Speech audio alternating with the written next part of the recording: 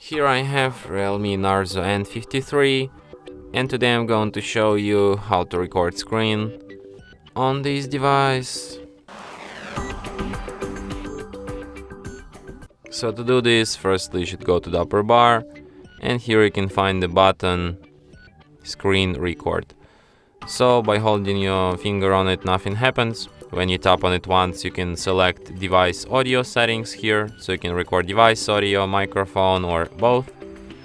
You can show touches on the screen. So when you're ready to record, just tap start. After this countdown, recording will start. So now it's on. And when you're done recording your screen, you go to the upper bar like this and tap stop here.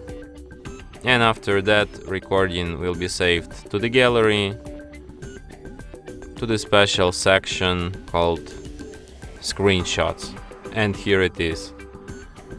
And from here you can share, edit, delete your recording, or perform other actions from this list. And that's it. Thanks for watching. If you find this tutorial useful, don't forget to hit that like button and subscribe to our channel.